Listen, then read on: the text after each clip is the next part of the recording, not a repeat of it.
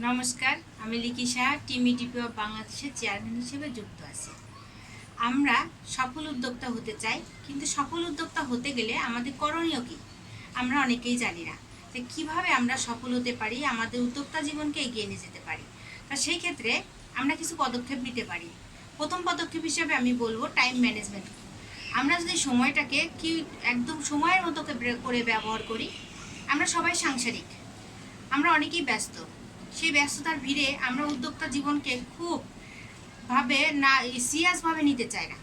আমরা ভাবি এটা আমার একটা কাজ, আজ না কাল এভাবে করে আমরা ফেলে রাখি। কিন্তু এটাকে যদি আমরা সংসারের একটা কাজের মধ্যে করে নিয়ে ভাবি এবং সেই কাজটাকে আমরা একাগ্রতার সাথে করি, তাহলে আমরা অবশ্যই সফল হতে পারবো।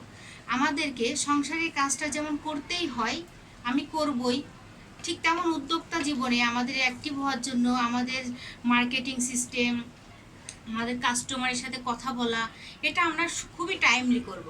তাহলে আমরা অবশ্যই সফলের দিকে এগিয়ে যেতে পারবো। এছাড়া আমরা বিবেচনা করতে পারি যে আমরা কিভাবে করে এগিয়ে যেতে পারি, কি করলে আমরা ভালো করতে পারবো। এই যে জিনিসগুলো আমাদেরকে নিজেদের মধ্যে ভাবতে হবে, ভেবে আমরা এগিয়ে যাব।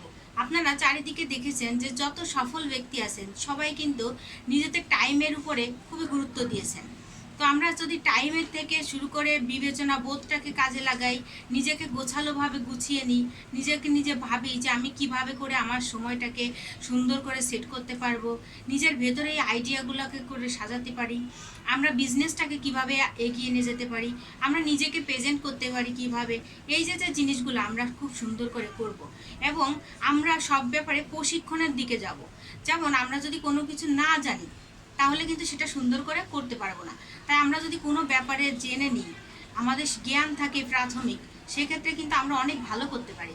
তা সেই ক্ষেত্রে আমরা যখন উদ্যোক্তা জীবনে আসছি, আমাদেরকে জানতে হবে অনেক বেশি, অধ্যাবসায় করতে হবে যে কিভাবে আমি আমার কৌশলের মাধ্যমে প্রত্যেকটা দিন টেকনিক ফলো করতে হবে, যে আমি কি টেকনিক নিলে আমার বিজনেসটা আরও ভালো হতে পারি। সর্বদাই আমাদের বলা যায় এক কথায়, আমার উদ্যোক্তা জীবনকে পরিচর্যা করতে হবে।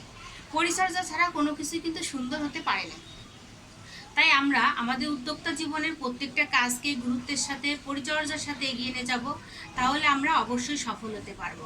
তাছাড়া আমরা সফল হওয়ার জন্য খুব দ্রুতভাবে ফাস্ট সফল হতে চাই, কিন্তু ফাস্ট কোনো কাজই কিন্তু ফাস্ট হয় না। সেক্ষেত্রেও কিন্তু আমাদের গুরুত্ব রাখতে হবে। খুব ভালোভাবে পরিকল্পনার সাথে আমরা এগিয়ে যাব। এরকম কখনো চিন্তা করব না যে আমি এখনই সফল হব, আমার এখনই সফলতার ফল পেতে হবে।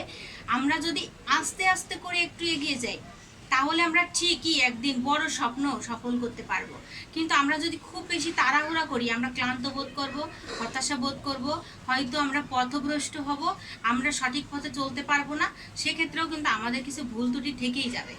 তা সেই ক্ষেত্রে আমরা খুবই ধীরে, খুবই পরিকল্পনার সাথে টাইম ম্যানেজমেন্ট করে, আমরা সফল ব্যক্তিদেরকে ফলো করে যে ওনারা কিভাবে কাজ করছেন, কোন কাজের মাধ্যমে ওনারা সফল হয়েছেন, কিভাবে ওনারা এগিয়ে যাচ্ছেন, সে সময়টাকে কিভাবে কাজে লাগাচ্ছেন, আমরা সফল ব্যক্তিদেরকে দেখব। আমরা ব্যর্থতাকে কখনোই আমাদের জীবনে প্রশ্রয় দিব না। ব্যর্থ ব্যক্তিকে আপনি যতক্ষণ না দেখবেন, তার থেকে বেশি সফল ব্যক্তিকে দিকে দেখবেন, আপনি অনেক কিছু শিখতে পারবেন। আমরা অনেক আগে দেখেছি যে যারা আদর্শবান ব্যক্তি হিসেবে বড় হয়েছেন, তারা কিন্তু আদর্শবান ব্যক্তিকেই ফলো করেছেন। তো আমরা আদর্শবান ব্যক্তিকে ফলো করে আমাদের সফলতা নিশ্চিত করব। কোনো ব্যর্থতা দিকে আমরা তাকাবো না, হেরে যাওয়া কোনো কিছুকে আমরা দেখব না। আমরা সবসময় আমাদের লক্ষ্য থাকবে সামনের দিকে, আমাকে এগিয়ে যেতেই হবে যত বাধাই আসুক না কেন। এই বাধা যতক্ষণ না পর্যন্ত আমি অতিক্রম করতে পারবো, ততক্ষণ কিন্তু আমি আমার সফলতার পথে এগিয়ে যেতে পারবো না। তাই আপনাদের সবার উদ্দেশ্যে আমার এটাই বলার থাকবে, আমরা উদ্যোক্তা জীবনে আসছি, আমরা ধৈর্যের সাথে, একাগ্রতার সাথে, টাইম ম্যানেজমেন্টের সাথে এবং সফল ব্যক্তিদেরকে ফলো করে এবং তাদের আদর্শকে নিজের ভেতরে ধারণ করে আমরা এগিয়ে যাব। আমরা সবসময় চেষ্টা করব আমরা যেন ব্যর্থ না হই। সফল আমাদের হতেই হবে, এটাই আমার লক্ষ্য।